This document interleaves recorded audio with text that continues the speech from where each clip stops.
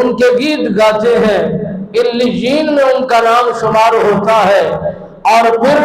جو کافر بادشاہوں میں جن کا شمار ہوتا ہے، یہ نمرود بادشاہ ہو یا نصر بادشاہ ہو، ان کو ضلالت میں رکھا گیا ہے، ان کا نام اور ان کا کام دنیا کے اندر ختم کر دیا گیا ہے۔ جو بھی نام سنتا ہے لعنتیں بھیجتا ہے، نہ ان کے اخلاق سے کوئی متاثر ہوا، نہ ان کی حکومت سے کوئی متاثر ہوا، نہ ہی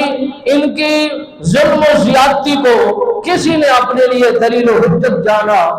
بلکہ تاریخ اس بات کی گواہی دیکھتی ہے، مورخین نے اس بات کو لکھا، وہ فرماتے ہیں جو ظلم کرنے والے ہوتے ہیں چند دنوں کا ظلم کر کے آخر کار من و من مٹی میں اتر جاتے ہیں، لحد میں اتار دیا جاتا ہے، عبرت کا نشان بنا دیا جاتا ہے، نام و نشان ختم کر دیا جاتا ہے، نسلیں مٹ جاتی ہیں، نسلیں برباد ہو جاتی ہیں، کوئی نام لینا پسند نہیں کرتا، اور ہزاروں سال حکومت کرنے والے اپنا نام ہمیشہ کے لیے نہ رکھ سکے، ہزاروں سال سلطنت کا نشہ رکھنے والے اپنے کردار کو باقی نہ رکھ سکے، اور اتنا حکومت جمانے والے اپنے آپ کا دفاع نہ کر سکے۔ نمرود نے 1000 سال سلطنت، بادشاہت، حکومت اور کرسی پر بیٹھ کر اور اس پر حکومت جمائی، لوگوں کو اپنی طرف متوجہ کیا، خبردار کیا، ہوشیار کیا،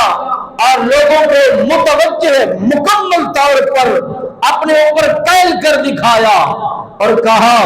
کہ تم نے مجھے سجدہ کرنا ہے، نعوذ باللہ من ذالک، میں تمہارا رب ہوں، میں ہی تمہیں رزق دینے والا ہوں، میں تمہاری حیاتی کو پہنچنے والا ہوں، میں ہی تمہیں موت دینے والا ہوں، میں تمہاری خیر خی کرنے والا ہوں، نفع نقصان میری طرف سے ہوگا، جو پیغام میرا تمہارے پاس پہنچے دل و جان کے ساتھ اسے قبول کرنا ہوگا، اسے دل و جان کے ساتھ منظور کرنا ہوگا، دل و دماغ کے اندر تم نے رچانا ہوگا۔ حضرت ابراہیم علیہ السلام سرکار کو اس بیماری کا علاج بنا کر رب بے نیاز نے جو بھیجا، بیماری بھی بڑی تھی، علاج بھی بڑا تھا، اللہ نے اپنے خلیل کو متعین کیا، مختص کیا کہ بیماری جو اتنا بڑی ہو چکی ہے، وہ اس نے اپنے آپ کو رب ہونا کہلواتا رہا، رب نے اس کی رسی کو دراز رکھا، مہلت دی، سہولت دی اور وقت مہیا فرمایا، نہیں امتحان اور آزمائش میں اتارا۔ جب بات آئی انسانیت کی، جب بات آئی بے گناہ لوگوں کی، جب بات آئی بچوں کی، جب بات آئی بے قصور لوگوں کی، تو رب غیور بھی ہے، رب غیرت مند بھی ہے، اور رب بہترین فیصلہ کرنے والا بھی ہے، بخوبی جاننے والا بھی ہے۔ وہ جانتا ہے کہ کب کس وقت کس فیصلے کو کیا جائے۔